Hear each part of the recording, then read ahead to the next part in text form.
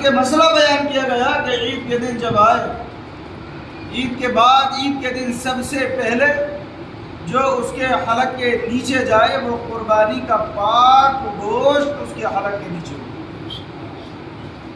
سب سے پہلے اس کے حلق کے نیچے اگر عید کے دن اگر کوئی چیز کھانے کی جائے تو وہ قربانی کا پاک گوشت ہے۔ یہ کرنا سنت ہے، لیکن اگر کوئی بھوک سے مر رہا ہو تو وہ کھا نہیں سکتا۔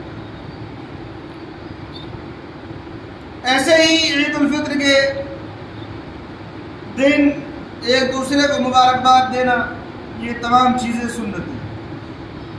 اب ایک یہ چیزیں جو سنت تھی وہ میں نے آپ کو بتائی، اب خاص طریقے پر آپ تمام حضرات قربانی کریں گے۔ کوئی بکرا ذبح کرے گا، کوئی بڑا جانور ذبح کرے گا۔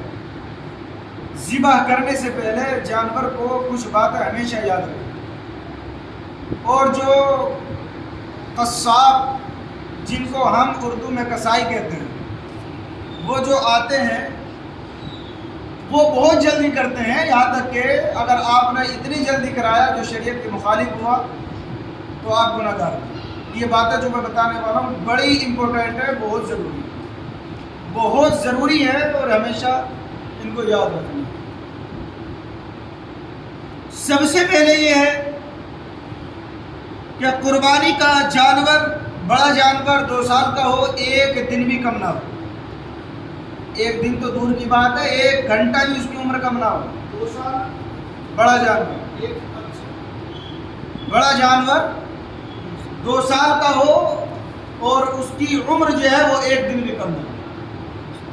چھوٹا جانور بکرا وغیرہ وہ 1 سال کا ہونا چاہیے، 6 مہینے کا یا 8 مہینے کا، بہت اونٹ کے برابر کیوں نہ لگے بکرا، تب بھی اس کی قربانی جائز نہیں ہے۔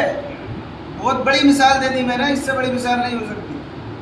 6 مہینے کا ہو، 8 مہینے کا ہو، اونٹ کے برابر کیوں نہ لگے بکرا، تب بھی اس کی قربانی جائز نہیں۔ یہ یاد رکھیں۔ دوسری بات یہ یاد رکھیں کہ قربانی کا جانور ہر عیب سے پاک۔ تیسری بات یہ یاد رکھیں کہ قربانی کے جانور کو قربان کرنے سے پہلے اسے چارہ پانی دیں، اسے بھوکا پیاسا ذبح نہ کریں، اچھے طریقے سے اس کو کھانا کھلائیں جو اس کا ہے۔ خالی بھوکا پیاسا جانور کو ذبح نہیں کرنا چاہیے، بلکہ اس کو اچھی طریقے سے کھلائیں اور اچھی طریقے سے اس کو پانی وغیرہ دیں۔ دوسری چیز جو سب سے اہم ہے، ایک جانور کو دوسرے جانور کے سامنے ذبح نہ کریں۔ شریعت منع کرتی ہے ایک جانور کو دوسرے جانور کے سامنے ذبح نہیں کرنا چاہیے۔ اگر ایک جگہ پر چند جانور ذبح ہو رہے ہوں تو پہلے ایک کو کریں، اس کا گوشت ہٹائیں، خون وغیرہ صاف کریں، پھر دوسرے جانور کو لا کر کے وہاں پر ذبح کریں۔ تیسری چیز یہ ہے کہ جانور کے سامنے چھری کو تیز نہ کریں، بلکہ پہلے سے ہی اپنی چھری کو تیز کر کر کے رکھیں۔ اس کے سامنے چھری کو تیز کرنا یہ منع ہے۔ چوتھی چیز، یہ تمام چیزیں کرنے کے بعد جانور کو بائیں پہلو پر لٹائیں۔ یہ ہوتا ہے دایاں اور یہ ہوتا ہے بایاں، الٹے کو بایاں بولتے ہیں۔ تو جانور کو جو لٹانا ہے وہ بائیں پہلو پر لٹائیں، اور بائیں پہلو پر لٹا کر قبلے کی طرف اس کا منہ کر دیں، اور جو ذبح کرنے والا ہے وہ اپنا سیدھا پاؤں اس کے پہلو پر جو پٹھے ہوتے ہیں ان پر رکھیں، اور تیز چھری کے ساتھ بہت جلد اس کو ذبح کر دیا جائے۔ یہ نہیں کہ ہلکے ہلکے، بلکہ بہت تیزی کے ساتھ جانور کو ذبح کیا۔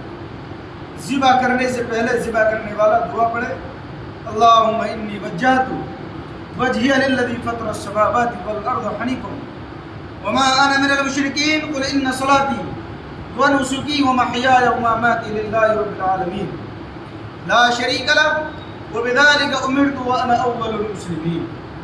یہ دعا پڑھے. یہ دعا پڑھنے کے بعد اللہ بسم اللہ اللہ اکبر کہہ کر کے اس کو ذبح کر دے. جانور ذبح ہو گیا جس کی جانب سے یہ قربانی ہوئی. اب وہ دعا بعد میں پڑھ. اب وہ دعا پڑھا اللہم تقبل من, نام لے دے یہ جس کے بنا میں کما تقبلتا من خلیلک ابراہیم علیہ السلام و حبیبک محمد صلی اللہ تعالی علیہ وسلم. یہ دعا.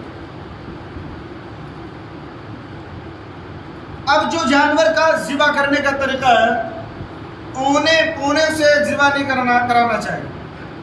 جس کو علم نہ ہو اس کے ہاتھ میں چھری دے دو, یا جو بعض دفعہ دیکھنے میں آتا ہے کہ جو ذبح کرنے والے ہوتے ہیں وہ صحیح سے چھری چلا بھی نہیں پاتے, اور جو قصائی ہوتے ہیں وہ ایک دم سے چھری کو لے لیے.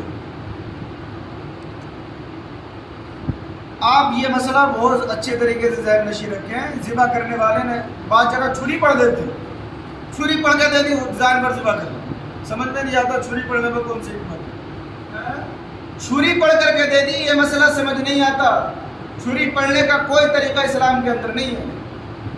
چھری پڑھنے کا کہیں ذکر نہیں ہے کسی حدیث پاک میں چھری پڑھ کر کے دے دو ذبح ہو جائے. نہیں, ذبح کرنے والا جو بسم اللہ اللہ اوپر کہہ رہا ہے اس کی طاقت لگنا ضروری ہے. اگر ایک ہی وقت میں ایک ہی چھری پر بسم اللہ اللہ اوپر کہنے والا جو ذبح کرنے والا وہ بھی چھری چلا رہا ہے, اور جو گوشت قصاب ہے وہ بھی چلا رہا ہے, اگر قصائی کی طاقت زیادہ لگ گئی تو جانور اللہ کے نام پر ذبح نہیں ہوگا. اس لیے بارہا کہا جاتا ہے کہ جب وہ جانور ذبح کرے قصائی تو اس سے کہا جائے کہ زور سے بسم اللہ اللہ اکبر پڑھ. بسم اللہ اللہ اکبر زور سے. یہ باریک باریک مسئلے ہیں, بہت اچھے سے ذہن نشی کر لینا. اللہ کی عبادت کا معاملہ ہے. کبھی گوشت کھانے کے چکر میں یہ سمجھو جیسا بھی ہو جائے یار, بس جلدی سے ہڈیاں بنے اور مل جائے.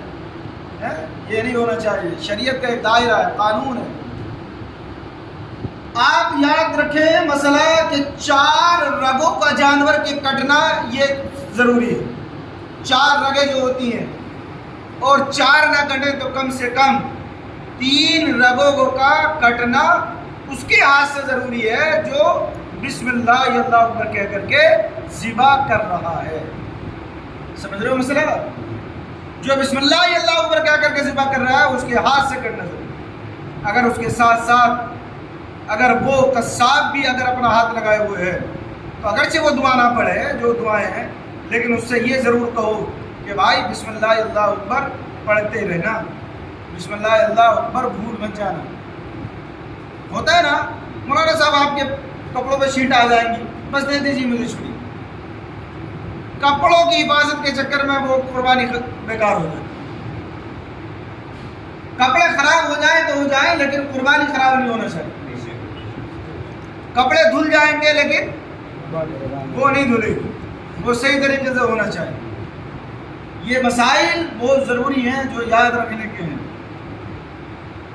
اور شریعت یہ بھی کہتی ہے کہ اتنی زیادہ چھری بھی نہ چلائیں کہ اس کی پوری گردن الگ ہو جائے, یا جو جانور کا وہ حصہ ہے جو مہرے تک اس کے پہنچتا ہے رگیں کٹنے کے بعد, وہاں تک بھی نہ چلائیں, یا پوری گردن اس کی الگ نہ. ذبح ہو جائے, ذبح ہو جانے کے بعد پھر جانور کو ٹھنڈا ہونے کے لیے چھوڑ دیا. یہ نہیں کہ ذبح ہوگا لٹکاؤ اوپر اور کھا اتارنا چاہیے, بلکہ اس کو ہوتا کیا ہے, قصاب جو ہوتا ہے اپنا پیسہ بنانے کے لیے انہیں دوسری جگہ جانا ہے.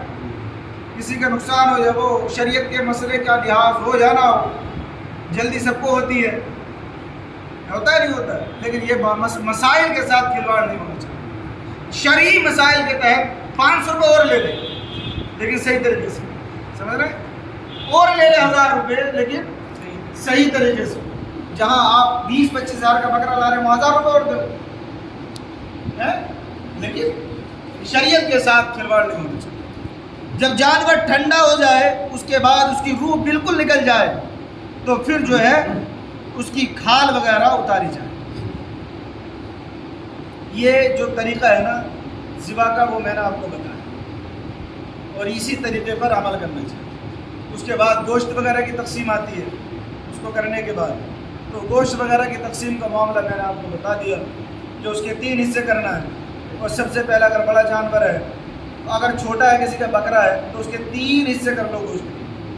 ایک حصہ اپنے گھر کے لیے رکھ لو، ایک غریبوں میں بانٹ دو، ایک اپنے رشتہ داروں میں بانٹ دو۔ بڑا جانور ہے 7 حصے کرو پہلے، 7 حصے کرنے کے بعد اندازہ مت لگاؤ ڈھیری ویری، بالکل تول لو جیسے سونے کی تول ہوتی ہے، سونے کی تول محاورہ ہے نا، مثال دی جاتی ہے، سونے کی تول کی طرح تول لو، ایک ایک بوٹی جو ہے سب کو برابر سرابر جائے۔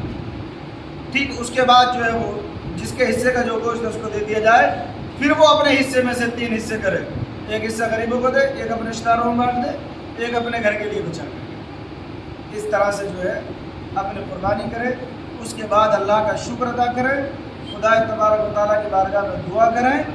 اللہ رب العزت قبول فرمانے والا ہے۔ عید کے دن اللہ رب العزت اپنے بندوں کی دعاؤں کو رہا کھال کا مسئلہ، کھالوں کا بھیا بڑا نقصان ہو